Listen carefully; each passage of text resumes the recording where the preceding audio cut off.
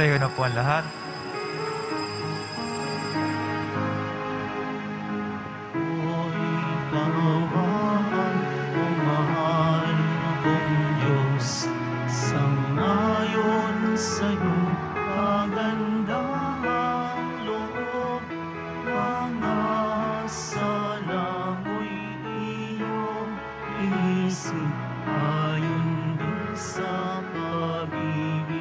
Sa amin, buksan aming puso at isipan, kasalansang mo'y aking kinikilala, patawarin niya rin kasalanan. Ako'y kaawaan, umahal kong Diyos, sang-ayon sa iyong kagandahang loob, mga sala mo'y iyong linisin, ayon din sa pag-ibig mo sa amin. Sa ngalan ng Ama at ng Anak at ng Espiritu Santo, Amen. sumainyo ang Panginoon. At sumayo rin. Aminin natin ang ating mga kasalanan upang tayo ay maging marapat gumanap sa banal na pagdiriwang. Panginoong Jesus, binigyan mo kami ng bagong buhay. Panginoon, kaawaan mo kami. Panginoon, kaawaan mo kami. Panginoong Jesus, pinapatawad mo ang aming mga kasalanan. Kristo, kaawaan mo kami. Kristo, kaawaan mo kami. Panginoong Jesus, binabahagi mo sa amin ang iyong katawan at dugo sa Eucharistia. Panginoon, kaawaan mo kami. Panginoon, kaawaan mo kami. Kaawaan tayo ng Diyos Amang makapangyarihan. Patawarin ang ating mga kasalanan at patnubayan tayo sa buhay na walang hanggan. Amen. Manalangin tayo. Ama naming makapangyarihan, ipagkaloob mo na aming magampanan ang kasalukuyan ng pagpapakasakit ng aming poong mahal, upang kami ay pagindapatin na magkamit ng ibinunga nitong kapatawaran sa pamamagitan ni Jesucristo, kasama ng Espiritu Santo, magpasawalang hanggan. Amen. Magsiyo po ang lahat.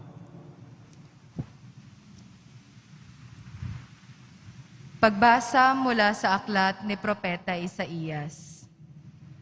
Makinig kayong mga taong naninirahan sa malalayong lugar.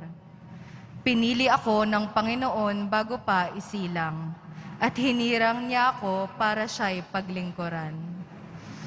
Mga salita ko'y ginawa niyang sintalas ng tabak. Siya ang sa aki lagi nag-iingat. Ginawa niya akong parang matulis na palaso na anumang oras ay handang itudla. Sinabi niya sa akin, Israel, ikaw ang lingkod ko. Sa pamamagitan mo, ako'y dadakilain ng mga tao.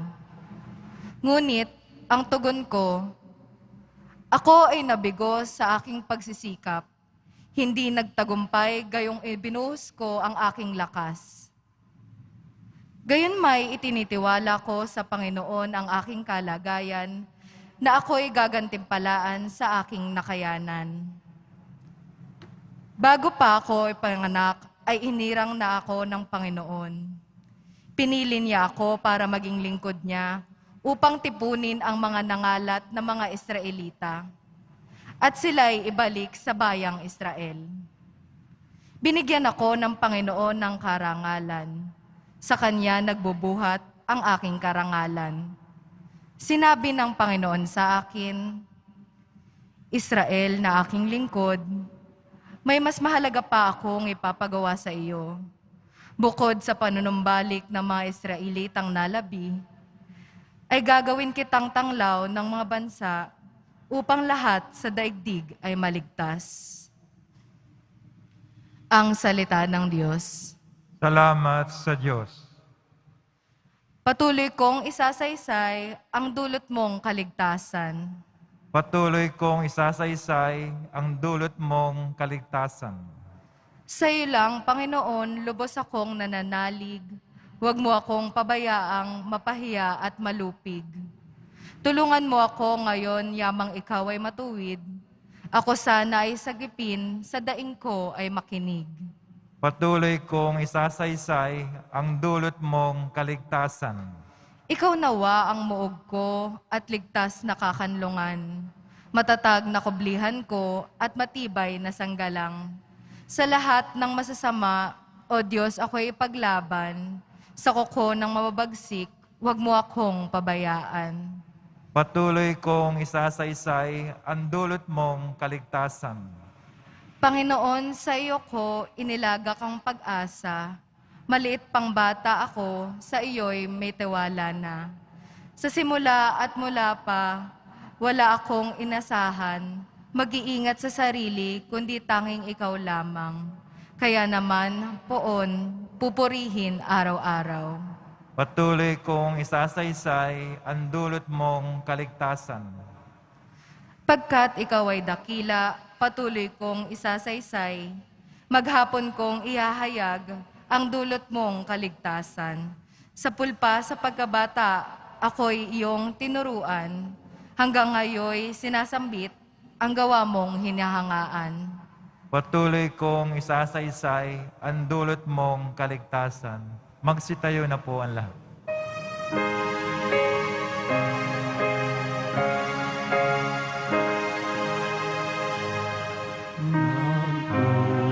Nagpupuri kami sa'yo, Panginoong Jesucristo. Nagpupuri kami sa'yo, Panginoong Jesucristo. Nagpupuri kami sa'yo, Hari namin, Jesucristo. Masunurin ang kordero sa katubusan ng tao, hain sa krus ang buhay mo. Nagpupuri kami sa'yo, Panginoong Jesucristo.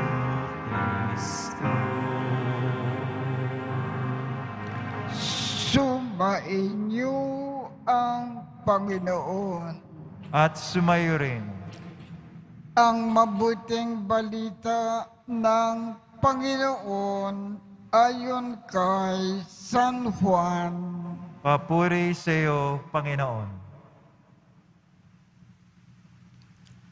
Noong panahong iyon, habang nakahilig kasama ng kanyang mga alagad, nagugulumikanan na sinabi ni Jesus, tandaan ninyo, ako ay ipagkakanulo ng isa sa inyo. Nagkatinginan ang mga alagad. Hindi nila alam kung sino ang kanyang tinutukoy. Ang alagad na minamahal ni Jesus ay nakahilig na kalapit niya. Kinalabit siya ni Simon Pedro at sinabi, itanong mo kung sino ang tinutukoy niya. Kaya humilig siya sa dibdib ni Jesus at itinanong, Panginoon, sino po ba ang tinutukoy ninyo? Sumagot si Jesus, ang ipagsasawsaw ko ng tinapay. Siya na nga. At nang maisawsaw ang tinapay, ibinigay niya ito kay Judas na anak ni Simon Iscariote. Nang matanggap na ni Judas ang tinapay, si Satanas ay pumasok sa kanya. Sinabi ni Jesus, gawin mo na ang gagawin mo. Ngunit isa man sa mga kasalo niya ay walang nakaalam kung bakit niya sinabi ito.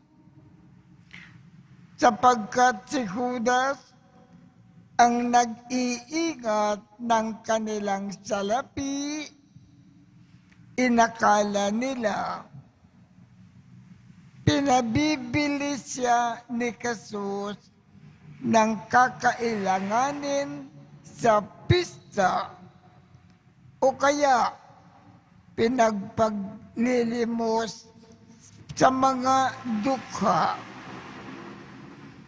Nang makain na ni Judas ang tinapay, siya ay umalis. Gabi na doon. Pagkaalis ni Judas, ay sinabi ni Jesus, ngayon, makakayag na ang karangalan ng anak ng tao. At makakayag din ang karangalan ng Diyos sa pamamagitan niya. At kung makayag na ang karangalan ng Diyos, ang Diyos naman ang magkakayag ng karangalan ng anak. At gagawin niya ito agad. Mga anak, kaunting panahon na lamang ninyo akong makakasama. Hahanapin ninyo ako. Ngunit sinasabi ko sa inyo ngayon, ang sinabi ko na sa mga Hudyo, hindi kayo makapupunta sa paroroonan ko. Saan po kayo pupunta, Panginoon? Tanong ni Simon Pedro. Sumagot si Jesus, sa paroroonan ko ay hindi ka makakasunod ngayon. Ngunit susunod ka pagkatapos. Bakit po hindi ako makasusunod sa inyo ngayon? Tanong ni Pedro. Buhay ko man ay iaalay ko dahil sa inyo. Sumagot si Jesus, iaalay mo ang iyong buhay dahil sa akin? Tandaan mo, bago tumilaok ang manok, makaitlo mo akong itatatwa. Ang mabuting balita ng Panginoon.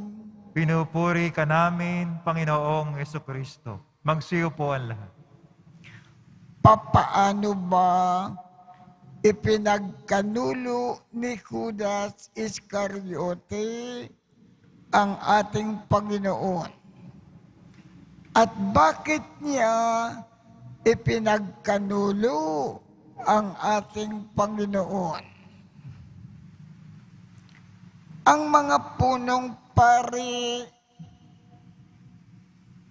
ang pangkat ng mga paraiso,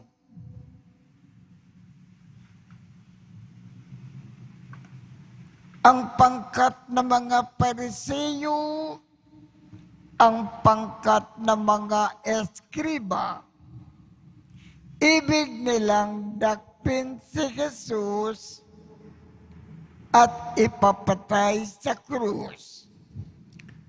Subalit, hindi nila magawa ito.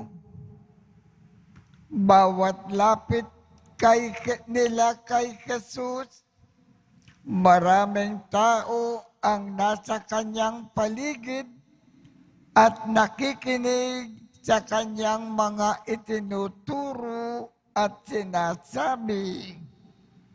Baka magkakagulo. Kaya hindi nila madakip-dakip ang ating Panginoon. Si Judas Iscariote, napakahilig sa pera. Ibig niya lagi, marami siyang pera. At napakadali siyang masulsulan. Kung mayroon siyang paninindigan, tumataob itong paninindigan kung inaabutan siya ng pera. Sa kanya, money talks. Mukhang pera talaga si Judas. Sapagkat mahilig siya sa pera, para magkaroon ng pera, maaaring siyang nakitang paraan. Alam niya ang problema ng mga punong pari, mga Pariseo at mga eskriba tungkol sa pagdakip sa Panginoon.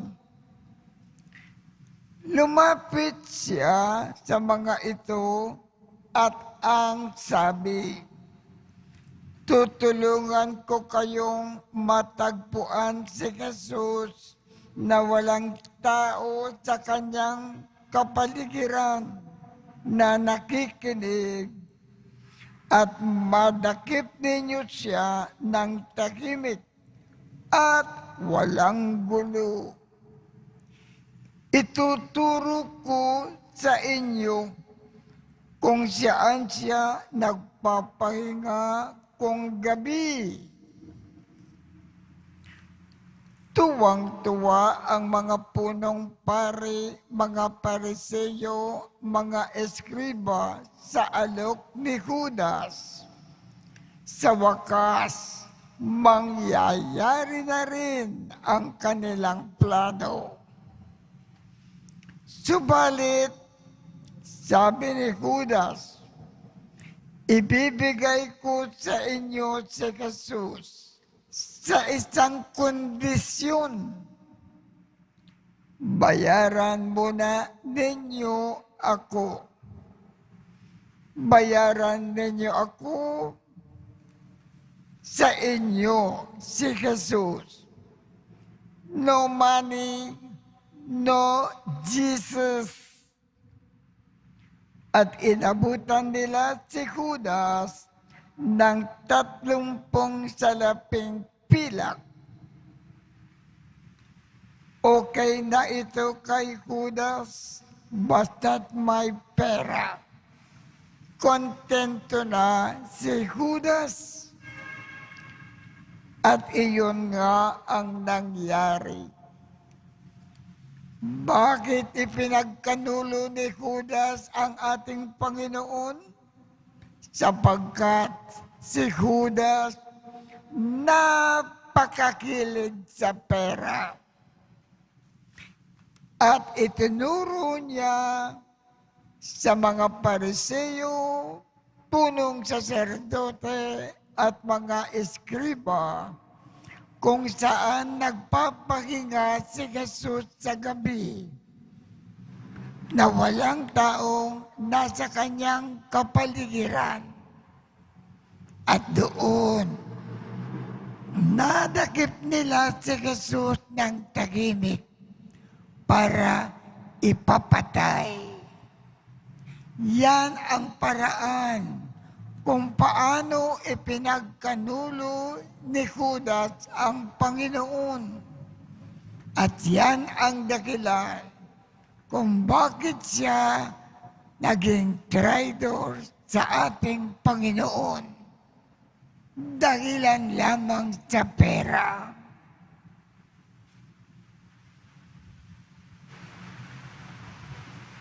Magsitayo na po ang lahat.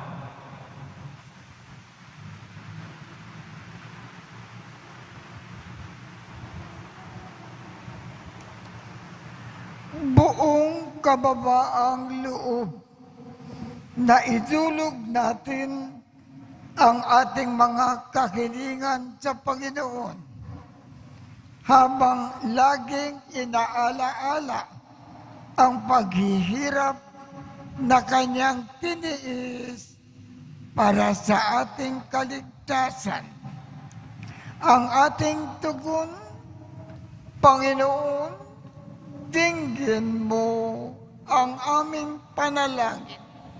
Panginoon, dinggin mo ang aming panalangin. Ang mga ipinagkanulo ng kanilang mga kaibigan naway hindi magkimkim ng hinanakit. Manalangin tayo. Panginoon, dinggin mo ang aming panalangin. Ang mga makasalanan naway hindi panghinaan ng loob, bagkos maghangad ng kapatawaran sa pamamagitan ng sakramento ng pagkukumpisal. Manalangin tayo. Panginoon, dinggin mo ang aming panalangin. Ang mga nagdurusa naway magkaroon ng lakas upang tiisin ang kanilang mga pasanin sa buhay. Manalangin tayo. Panginoon, dinggin mo ang aming panalangin. Ang mga may sakit, naway iugnay ang kanilang paghihirap kay Kristo upang maranasan nila ang kapayapaan ng loob. Manalangin tayo. Panginoon, dinggin mo ang aming panalangin. Ama naming Diyos, sa iyong karunungan ay hinayaan mo na magdusa ang iyong anak para sa amin. Hinihiling namin ito sa pamamagitan ni Kristo na aming Panginoon. Amen. Magsiyo po ang lahat.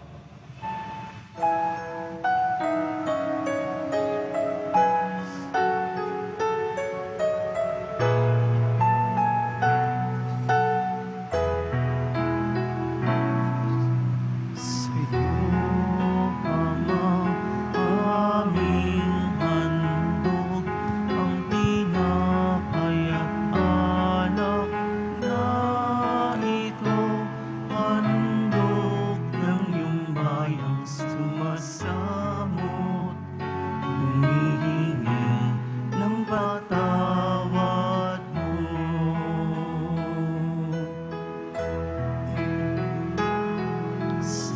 pagsunod sa utos mo. Nalulugod akong nais, di masukat ang dala ko, pagkat aming iniibig. Sa'yo, Ama, aming handog, ang tinapay at alak na ito, handog ng iyong bayang sumasamo, humihingi ng patawad mo.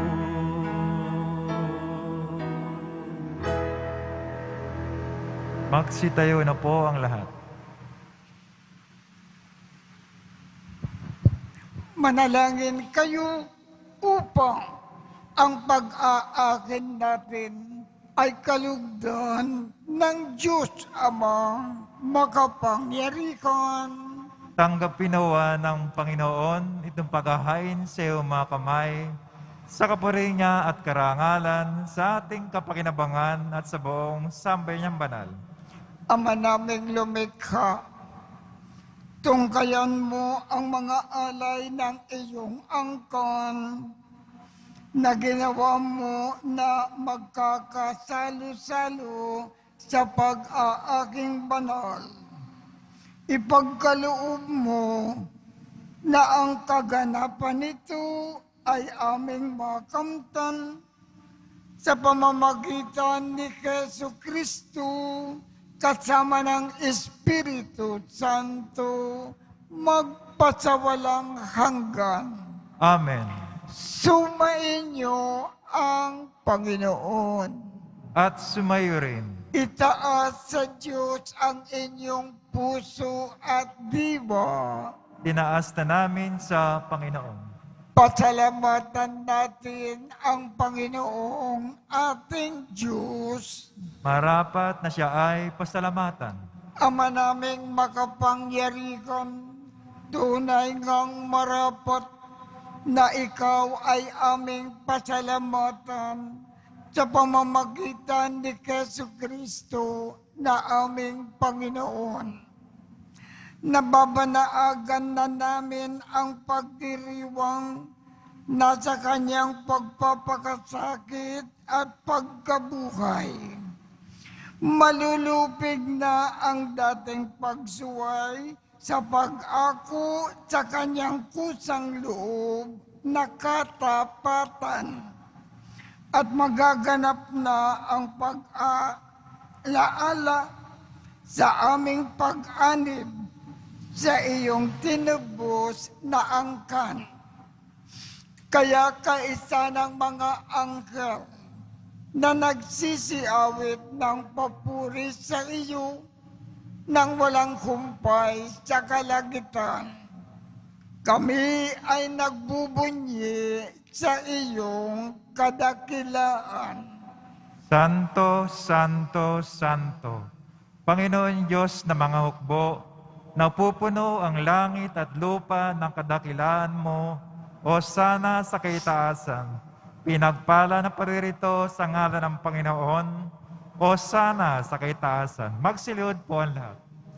Ama naming banal, ikaw ang bukal ng tanang kabanalan. Kaya't sa pamamagitan ng iyong Espiritu, gawin mong banal ang mga kaloob na ito upang para sa amin ay maging katawan at dugo ng aming Panginoong Jesu Kristo. Bago niya pinagtiis ang kusang loob na maging handog, hinawakan niya ang tinapay. Pinasalamatan kanya. Pinaghati-hati niya iyon. Iniabot sa kanyang mga alagad at sinabi, Tanggapin ninyong lakat ito at kanin. Ito ang aking katawan na ikakandog para sa inyo.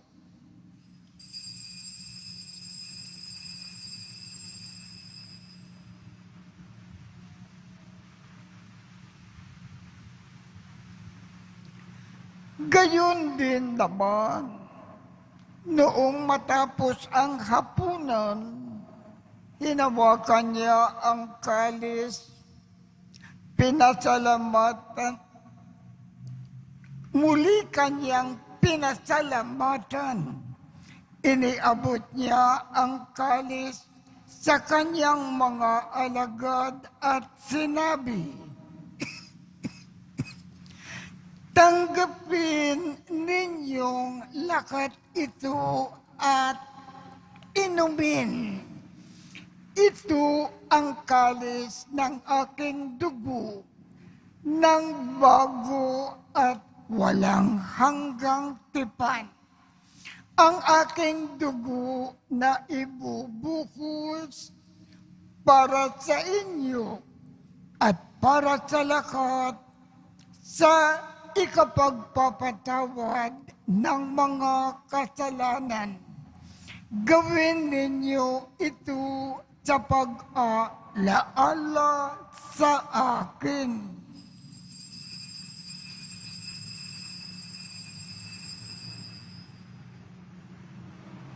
Magsitayo na po ang lahat. Ipagbunyi natin ang misteryo ng pananampalataya. Si Kristo'y namatay, si Kristo'y nabuhay, si Kristo'y babalik sa wakas ng panahon. Ama, ginagawa namin ngayon ang pag-aalala sa pagkamatay at muling pagkabuhay ng iyong anak. Kaya't iniaalay namin sa iyo ang tinapay na nagbibigay buhay at ang kalis na nagkakaloob ng kaligtasan. Kami ay nagpapasalamat dahil kami ay iyong minarapat na tumayo sa harap mo para maglingkod sa iyo.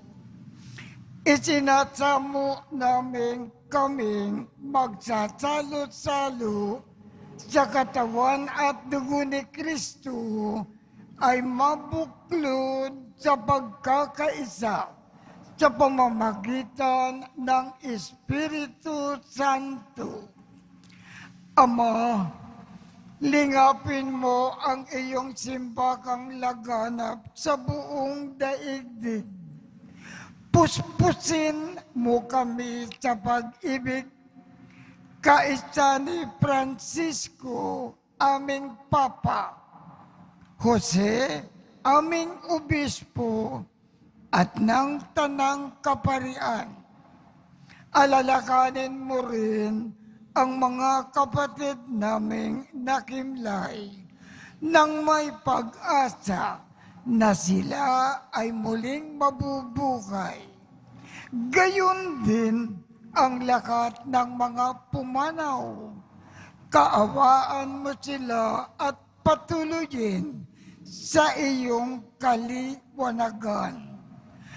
Kaawaan mo at pagindapatin kaming lahat na makasalo sa iyong buhay na walang wakas.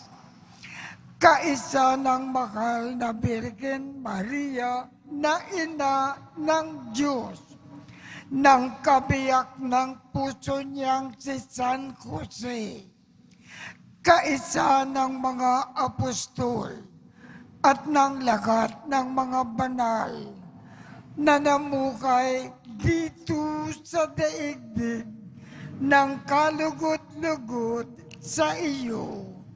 Maipagdiwang nawa namin ang pagpupuri sa ikararangal mo sa pamamagitan ng iyong anak na aming Panginoong Keso Kristo.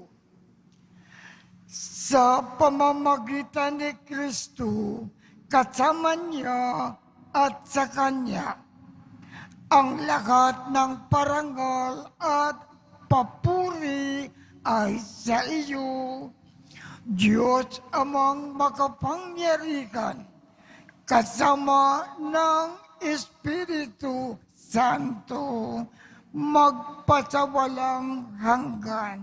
Amen. Sa tagubilin ng mga nakagagaling na utos at turo ni Jesus na Panginoon natin at Diyos, ipakayag natin ng lakas loob.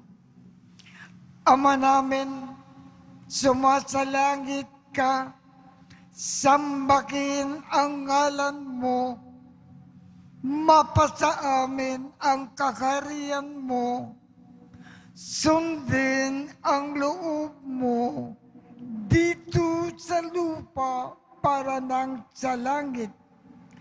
Bigyan mo kami ngayon ng aming kakanin sa araw-araw at patawarin mo kami sa aming mga sala para nang pagpapatawad namin sa mga nagkakasala sa amin. At huwag mo kaming ipakintulot sa tukso at iadya mo kami sa lakat ng masama. Kinikiling namin, Ama, iadya mo kami sa lakat ng masama. Pagkalooban kami ng kapayapaan sa araw-araw. Iligtas sa kasalanan at ilayo sa lakat ng kapakamakan. Samantalang aming pinananabikan ang dakilang araw ng pagpapakayag ng tagapagligtas namin si Keso Kristo. Sapagkat iyo ang kaharian at ang kapangyarihan, ang kapurihan, magpakailanman. Amen. Panginoong Keso Kristo, sinabi mo sa iyong mga apostol, kapayapaan ang iniiwan ko sa inyo. Ang aking kapayapaan ang ibinibigay ko sa inyo. Tungkayan mo ang aming pananampalataya at huwag ang aming mga pagkakasala. Pagkalooban mo kami ng kapayapaan at pagkakaisa ayon sa iyong kalooban, kasama ng Espiritu Santo, magpasawalang hanggan. Amen. Ang kapayapaan ng Panginoon ay laging sumainyo. At sumayo rin. Magbigayan tayo ng kapayapaan sa isa't isa.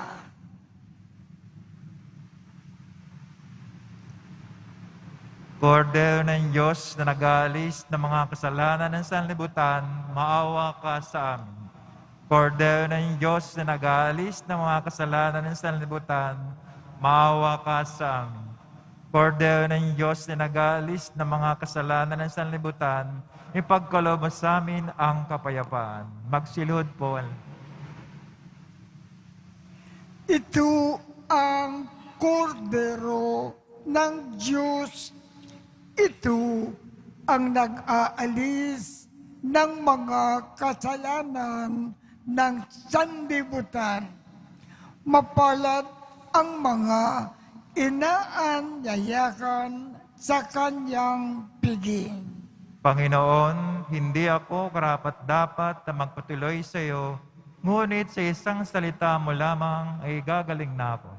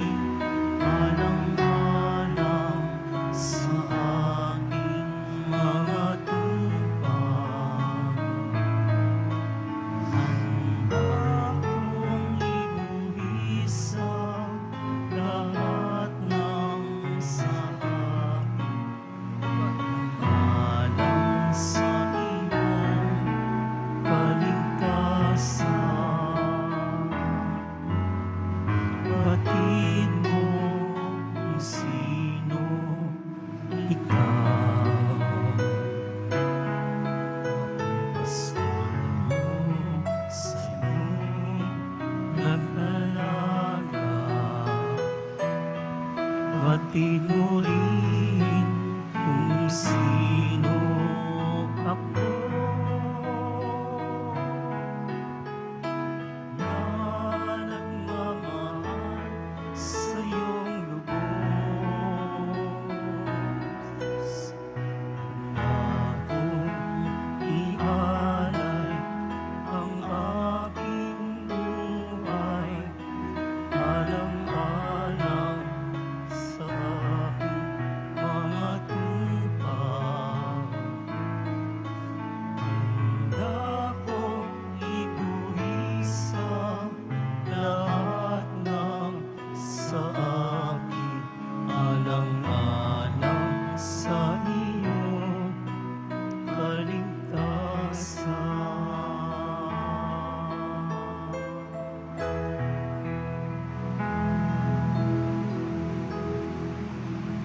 Manalangin tayo. Ama naming mapagmahal, kaming mga tumanggap sa banal na pakikinabang ay dumulog sa iyo at nakikiusap na pagbigyan. Sa kahilingan namin na ang piging mong bigay ay maging pagsasalo nawa namin sa iyong walang maliw na buhay. Sa pamamagitan ni Jesucristo, kasama ng Espiritu Santo, magpasawalang hanggan. Amen. Sumainyo ang Panginoon. At sumayo rin. At pagpalain kayong lahat ng makapangyarihang Diyos, Ama, Anak, at Espiritu Santo. Amen. Tapos na po ang misa. Humayo tayong mapayapa. Salamat sa Diyos.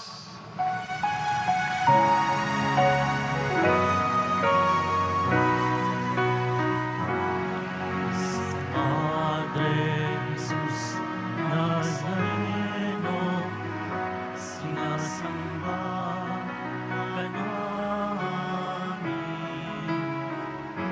Pinipintuho ka namin. Mahal mo ang aming buhay at kaligtasan. Sa Padre Jesus Nazareno, iligtas mo kami sa kasalanan. Ang krus mong pinapatayan ay sagisag ng aming kaligtasan. Nuestro Padre Jesus Nazareno, inarangal ka namin. Nuestro Padre Jesus Nazareno, iluwalhati ka namin. Nuestro Padre Jesus Nazareno, inarangal ka namin. Nuestro Padre Jesus Nazareno, iluwalhati ka namin.